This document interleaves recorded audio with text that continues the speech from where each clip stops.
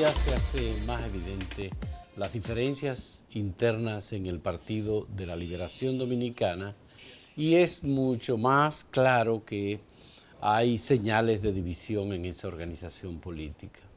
Las declaraciones de José Ramón Peralta, el ministro administrativo de la presidencia, diciendo que las heridas son cada vez más profundas entre danilistas y leonelistas y que no descarta una fragmentación, una división del Partido de la Liberación Dominicana, que en el caso de Peralta se ve más como la salida de Leonel Fernández del Partido de la Liberación Dominicana.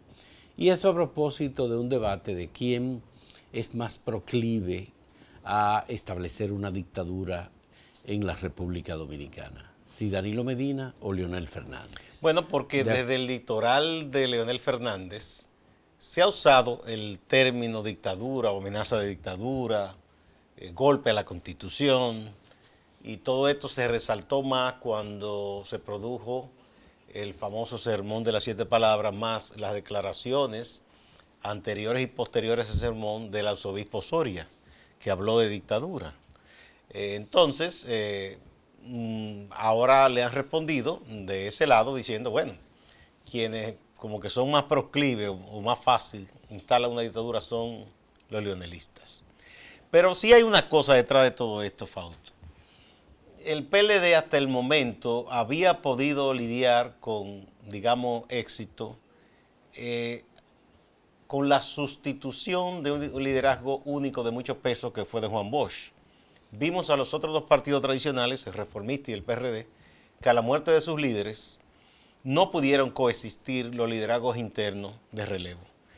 En este caso se pensaba, y todavía se había manejado con ese éxito, Leonel, que fue presidente, Danilo nunca sacó mucho la cabeza, cuando intentó fue en 2007, aquello de que el Estado, y entonces se mantenían ahí como en ese contrapeso.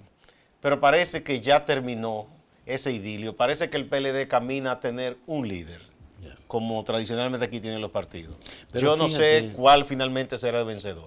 Lo que ha ocurrido también es que en el Partido de la Liberación Dominicana los métodos de trabajo se han no solamente relajado, digamos que han desaparecido. Se eliminó hace tiempo. Entonces, ahora el centralismo democrático, la posibilidad de aplicar sanciones a los dirigentes del partido que hablan fuera de los organismos. Eso también hace tiempo el debate público abierto sobre los temas internos del partido. Los grupos, ya eso está oficializado ya, bueno, porque hay varios grupos. Sí, todo eso es parte de un cambio sustancial en un partido que pasó de ser un partido de cuadros profesionales a una maquinaria electoral.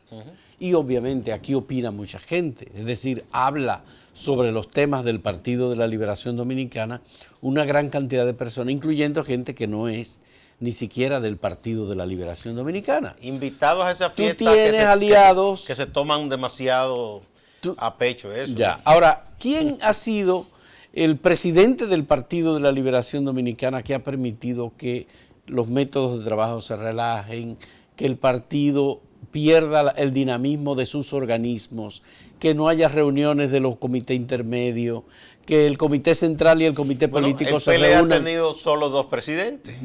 Juan Bosch y Leonel Fernández. Y lo que Leonel se le tiene que endilgar a él la mayor responsabilidad, porque la Secretaría General ha sido compartida por varios, pero él es el presidente y ya lo han señalado analistas como Rosario Espinal, que en lo institucional en el partido él no ha hecho nada. Él se dedicó a hacer su grupo y a tratar de tener el poder. Bueno, sí, Rosario Espinal lo ha explicado muy, muy claramente. Leonel Fernández, cuando salió del poder en el año 2012, debió asumir la responsabilidad de la dirección del Partido de la Liberación Dominicana. Institucionalizar el partido. Eso significaba, bueno, revisar los mecanismos de dirección del partido, los comités intermedios, los comités de base, cómo está estructurado, las direcciones regionales, las direcciones provinciales, todo eso, y tener contacto con la gente. Pero eso no ocurrió. Mira que en el 2000, en realidad, cuando él sale del poder, él hizo un intento ahí, y hubo unos cambios que se hicieron. Ya. De hecho, en los estatutos se cambió de que era un partido de liberación nacional y se le puso que era un partido humanista, solidario, qué sé yo qué. Se reconoció, por ejemplo, la coyuntura en que el PLD llega al poder. Se da una explicación histórica. Se reconoce que el PLD no hizo lo correcto en 1978, que no se entendió que la gente necesitaba un cambio y más apertura democrática. Eso, yo no sé si lo conservan en la página, estaba ahí, donde hacía una especie de comentario autocrítico. Y eso fueron de las improntas de Leonel Fernández, que en ese momento yo creo que fueron positivas. Sacar del anquilosamiento ese partido cerrado, con esa estructura leninista. Pero luego, como tú dices, al salir en el 2012. No. Se dedicó a su funglode, a su cosa. Se dedicó a las actividades privadas y a la formación o consolidación de su propio grupo dentro del PLD para el retorno que él tenía previsto que iba a ocurrir en el 2016. No sé si tú recuerdas unas vallas que se comenzaron a colocar cuando él estaba a punto de entregar el mando a Danilo Medina y después que él salió de poder en el 12. Que me decía un amigo, mira, eso es muy de los estados así, muy totalitarios de Asia, lo de Kim Il-sung y esas cosas. Decía de que el destino y un sol y una montaña detrás. Como diciendo, el destino de este país está en manos de este hombre. Sí. Y yo no sé qué tanto eso desafió al entonces debutante presidente Danilo Medina. Bueno, la cuestión es que el cuadro político ha cambiado y el Partido de la Liberación Dominicana, aunque tiene un presidente que es Leonel Fernández, es un presidente nominal solamente y no es efectivo en términos de la dirección de ese partido. Y ya menos porque quien tiene la dirección del PLD es Danilo Medina. Por eso, ya menos porque ya él tiene la presidencia de nombre, pero él no tiene el dominio. No es el líder en estos momentos que domina la mayoría. Por eso, José Ramón Peralta, cuando habla de la profundización de las heridas dentro del Partido de la Liberación Dominicana y de la posibilidad de una diversión, una separación de gentes del Partido de la Liberación Dominicana, lo que está proyectando más claramente es la salida de Leonel Fernández del PLD. Ahora, una pregunta que uno podría hacerse. ¿Tiene condiciones Leonel Fernández e incluso capacidad para esperar resultados con la formación de un nuevo partido político a la edad que tiene? Yo no creo Juan Bosch lo hizo. Yo no creo que se embarcaría en la formación de un partido. Yo creo que él lo más que podría hacer es, si quiere de todas maneras ser candidato y no lo logra en el PLD, es asirse a una vía que le da la ley, que es la de ser candidato independiente con formación de núcleo de apoyo en gran parte del territorio nacional. Pero en 1973 Bosch creó el Partido de la Liberación Sí, pero yo no Dominicana. creo que Leonel tenga esa paciencia. Ponerse a crear desde abajo un partido. Y el laborantismo político que se requiere para formar un partido, darle consistencia. Ideológica no, porque se sabe que Leonel ha debido ser el líder conservador de República Dominicana después de la desaparición de Balaguer. Quiso serlo algún otro, Quique Antún, Vincho Castillo, pero ninguno lo ha podido ser. Entonces nadie ha podido sustituir en el conservadurismo en República Dominicana a Joaquín Balaguer, por lo menos como un líder, ha podido hacerlo Leonel Fernández. Como un líder aglutinador. Aglutinador, por supuesto. Pero el problema es, con el profesor pasa algo, que él nunca quiere como expresar claramente qué es lo que es. Porque si se reúne con alguien de izquierda le lanza piropos. Yeah. Él fue a Cuba y elogió a Fidel Castro. Pero en una entrevista que le habían hecho antes dijo que Fidel Castro era un dictador. Si se reúne con evangélicos, dice que sí, que siempre ha admirado a los evangélicos, que se considera casi evangélico. Si es con los católicos, católicos. Si es con los testigos, ¿verdad? También testigos. Con todo el mundo. Es decir, él lanzaba elogio a Balaguer, a Juan Bosch, a todo el mundo, a Peña Gómez. Entonces, él nunca como que quiere definirse qué es lo que es. Con Chávez era chavista. O por lo menos muy amigo, ¿no? Aunque dijo por detrás que era un hombre que no sabía conceptualizar y esas cosas, ¿verdad? Yeah. Bueno, según uno de los Wikileaks. El caso es que él no se define, entonces le quiere guiñar un ojo al centro, a la izquierda y a todo el mundo. Y así no es fácil. Wilfredo Lozano, que es sociólogo que conoce muy bien al doctor Leonel Fernández, ha dicho algo interesante.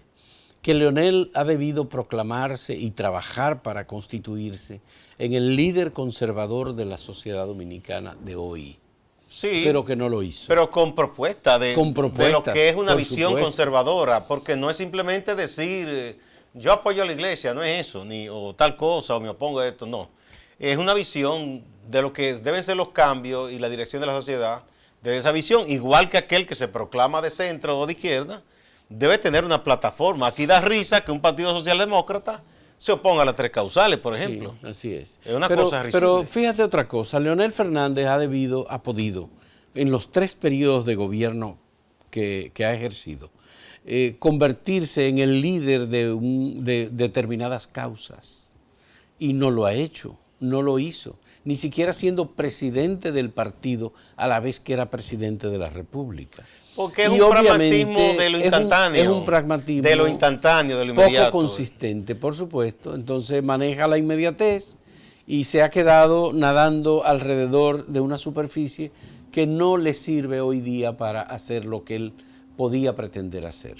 Eso es una lamentable lectura de la situación del doctor Leonel Fernández en este momento en el que Danilo Medina es el que manda, porque también Danilo Medina administra el presupuesto, porque tiene el control del PLD, de los organismos del PLD y de las instituciones públicas y del Poder Judicial y de muchas otras instancias. No, como es el que tiene el poder aquí. El que tiene un país presidencialista. Vamos a una pausa.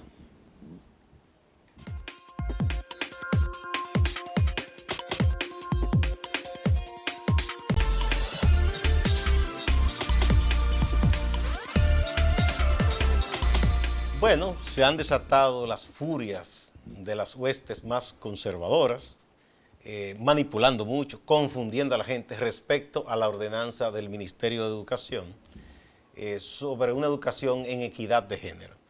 Y es una furia variopinta, pero tiende todo a concluir en lo mismo. Gente extremadamente conservadora. Por ejemplo, desde la Academia de la Lengua, el grito al cielo, por una cosa que hay gente que no entiende, que el mundo cambia, que las sociedades cambian. No, porque la academia no ha autorizado a que se diga los y la. Óigame usted qué causa. Es una cosa, yo me río un poco de eso, porque eso que dicen, defender ese purismo de la lengua, se dice que son cervantinos. Si uno lee el Quijote, y uno lo disfruta muchas veces si lo lee, hay una conversación de el Quijote con Sancho cuando iban a nombrar en la broma esta de que a Sancho le iban a ser gobernador de una ínsula, de una isla. La ínsula Barataria. Y él le pide consejos a Don Quijote. Claro. Sí. Entonces, él dice tal y tal cosa, y de una palabra que él dice, no se dice así, se dice tal de tal forma. Dice, no importa de todas maneras, le dice el Quijote a Sancho, porque el vulgo, que es quien manda sobre la lengua, terminará imponiéndola. Es decir, lo que se habla de manera masiva, lo que se practica más el uso, termina siendo lo que se impone en todas las lenguas que son vivas, que evolucionan.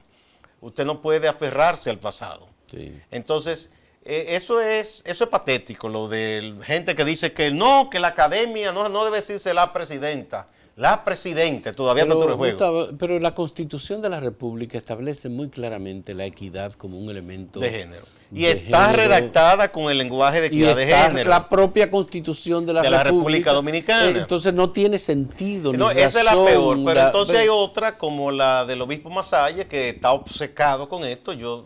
Es un hombre saludable, pero no diría que le puedo dar hasta una cosa, ¿verdad? Hablando, yo no sé qué tiene que ver una cosa con la otra, diciendo que las feministas odian la virginidad. Eso no es lo que está en discusión.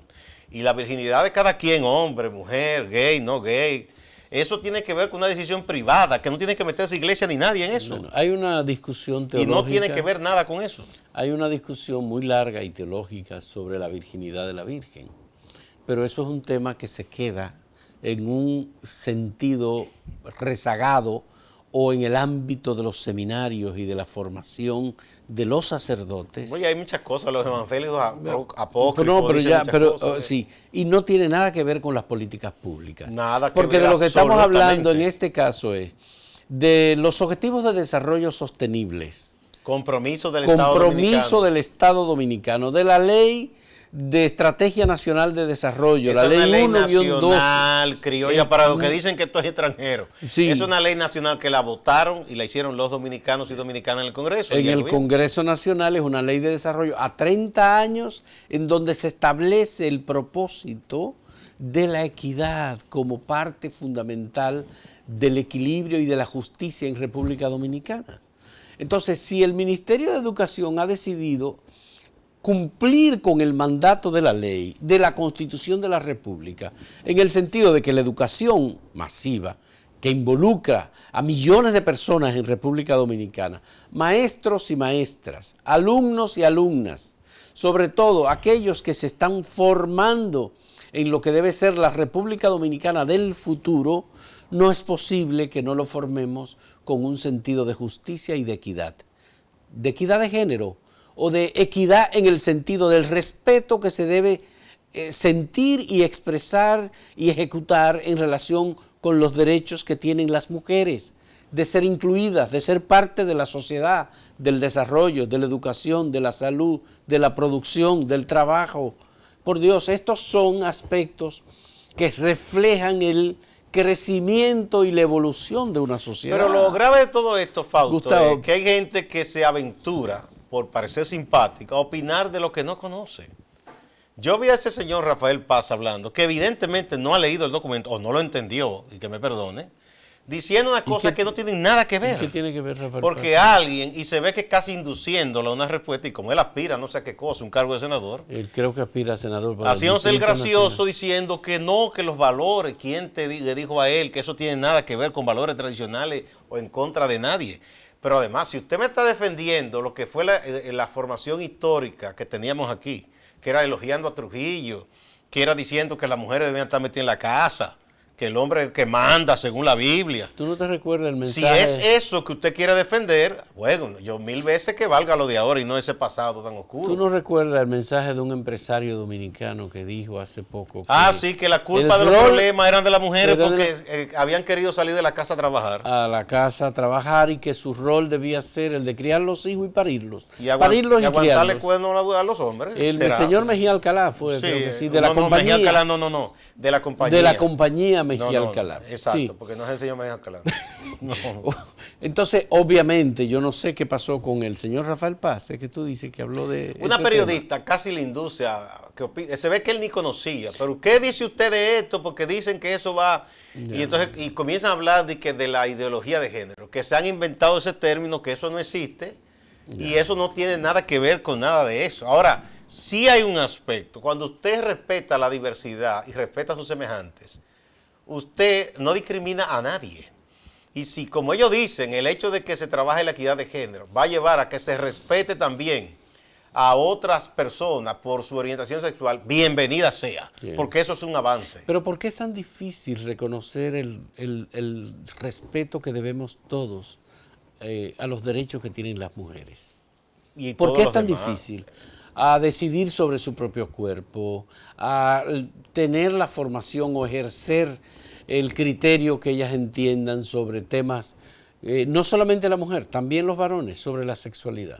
Sí. Porque en definitiva los hombres estamos en la obligación de reconocer los derechos de las mujeres. Bueno, yo digo que el hombre porque no es posible que el hombre quiera reconocer eso es un hombre acomplejado, que no tiene capacidad para competir y cohabitar de tú a tú con las mujeres, entonces tiene miedo que lo desplacen, digo yo.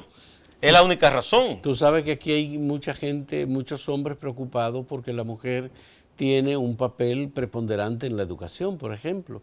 Las profesionales que se gradúan, tú mismo lo mencionabas ayer, Eso las más brillantes, en las más brillantes todas son las mujeres, carreras, en todas las carreras. El mayor número de las que se gradúan con lauros. Y esos varones que hablan no tienen hijas.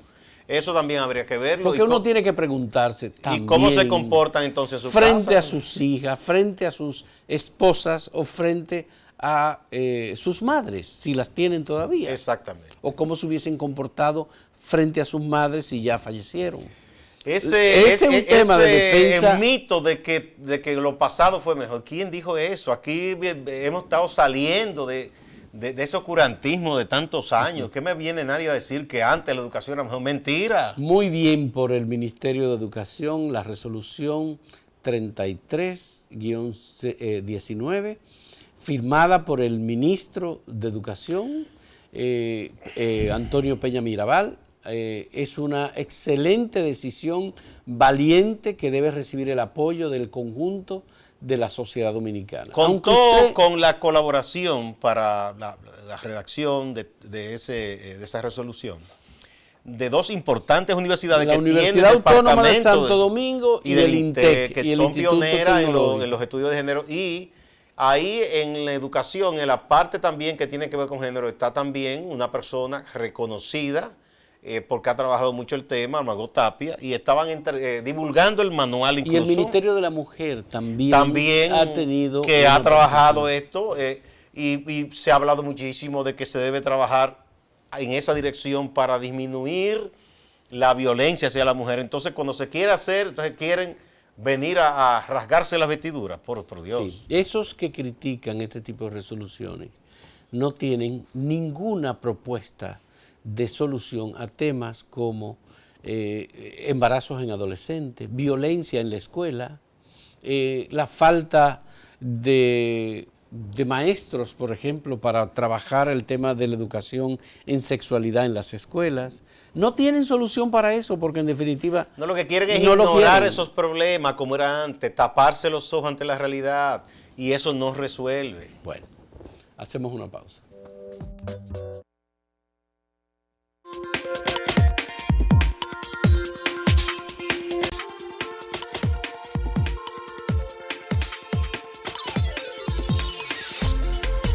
Damos paso a Máximo Laureano directamente desde la ciudad de Santiago de los Caballeros. Muy buenos días.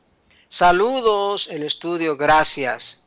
El dime y direte político del Partido de la Liberación Dominicana también llega a Santiago, obviamente, y se refleja en algunos dirigentes. Mirando yo los tweets de Hamle Otañez y Raúl Martínez, me encuentro con dos mensajes que le han dejado en esa red social al ministro de Administración Pública, Ramón Ventura Camejo. El de Raúl Martínez dice lo siguiente: una persona que suscriba un acuerdo y que llegado el momento de honrarlo, alegue que dicho pacto fue fruto de un atraco, admite una de dos cosas: o que lo obligaron a firmar porque es un temeroso cortesano, o que es una persona deshonesta, para que estemos claros, dice Raúl Martínez en torno a las declaraciones de Camejo. Entonces, con relación a las declaraciones, el emplazamiento que hace Ramón Ventura Camejo a la vicepresidenta de la República, Margarita Cedeño Lizardo, Hamle Otañez, quien es el ex director de la Corporación de Acueducto y Alcantarillado de Santiago y que es un leonelista muy identificado, dice lo siguiente: no recuerdo ningún caso en la historia dominicana en el que un ministro osara emplazar públicamente a un vicepresidente de la República. Se debe tener límites, hay investidura y jerarquías, hay que parar. Eso dice Hamle Otañez. Bueno, pero el comentario de Ventura Camejo fue en la condición de dirigente de doña Margarita, ¿no? Bueno, o en la condición de miembro del comité político. Por eso, pero Ventura Camejo le estaba respondiendo a Margarita que ya... Sí, pero por eso, pero que no le respondió porque ella sea vicepresidenta, sino en el asunto político. En el tema político, sí. Porque en el tema político, como dirigente, ellos están al mismo nivel, son ambos miembros del comité político. Entonces, en ese sentido, pero que los leonelistas le están sacando filo a todo lo que puede venir por ahí. A propósito de leonelista, Demóstenes Martínez dice que a la reelección se le acabó el tiempo, que ya no hay tiempo para hacer modificación constitucional. Demóstenes es un ex regidor, ahora diputado de varios periodos por la circunscripción 2 de Santiago. Hay que establecer algo con esto de la reelección. Los legisladores son todos reeleccionistas porque ellos ninguno desisten de ir a otro periodo. Incluyendo a Demóstenes. A Demóstenes, claro, Demóstenes está en su tercer periodo. Y es uno de esos diputados que, dicho sea de paso, trabajó periodismo. Él es licenciado en comunicación social y trabajó periodismo en Radio Landia y Radio Mil Informando en los años 80, 90, por ahí. Entonces, Demóstenes es uno de esos diputados que usted nada más lo ve cuando llega a la campaña, pero que después usted no sabe de Demóstenes. A propósito de Demóstenes, se le atribuye a él estar promoviendo un proyecto de ley que busca cambiar el nombre a la carretera San José de las Matas, que tiene el nombre de Manuel Aurelio Tavares Justo, cambiarlo por el de Juan de los Santos. Aquí en Santiago hay un debate con eso, porque dicen, pero ¿cómo es posible que quieran retirar el nombre de Manolo a la carretera San José de las Matas para ponerle Juan de los Santos? Y empiezan entonces el debate de los méritos de yo los creo nombres. que eso es una broma de mal gusto, porque yo no creo que nadie en su sano juicio proponga algo así. Es lo que he dicho y he tratado de comunicarme con Demóstenes, pero cambié el aparato y no tengo su número ahora, porque él dice que yo soy su amigo. Yo siempre he tenido su número, pero se me ha extraviado. El caso es que yo he querido comunicarme yo con Demóstenes para que él me explique cuál es la realidad de la propuesta y si en verdad es así como se está planteando en algunos portales digitales, porque no debe ser así. En relación al comunicado de la empresa que construía o que construye el hotel AC Hotel Marriott, hay una parte del comunicado que ellos establecen que han dado respaldo a la familia de las víctimas desde el principio. No lo hemos visto, pero ellos dicen que han estado dando respaldo. Ojalá que sea así. Ojalá que uno no tenga razón y que ellos estén dando ese respaldo que necesita esa gente. Anoche me comuniqué con una persona que es periodista y es allegado a una de las familias de las víctimas. Él me habló de que la empresa, ejecutivos se han acercado y que han estado tratando de llegar a un acuerdo para una compensación. Hoy ese periodista me va a certificar el dato, porque en la hora que hablamos ya no era prudente, ¿verdad?, averiguarlo con la familia. De todas maneras, estamos buscando que la familia nos certifique si en realidad hay un acuerdo para esto. Final, el Cabral Ibáez tiene fecha. Pagán estuvo en Santiago y lo vi acompañado en el Cabral Ibáez, brevemente así de manera rápida, por Osiris de León. Parece que están tratando el tema de las inundaciones en el Cabral Ibáez y ese tipo de cosas y el asunto sísmico. Ahí estuvo Osiris de León con Pagán. Pagán dice que en diciembre estaría listo el José María Cabral Ibáez. Bueno. Ahí se han puesto 6 o 7 fechas que nosotros la tenemos registrada. Uno espera que eso se termine porque sería una forma de que mejore el servicio de salud para la gente de menos recursos en Santiago. Muchas gracias, Máximo, por este reporte y gracias a los amigos que nos han acompañado. Muy buenos días. Hasta mañana.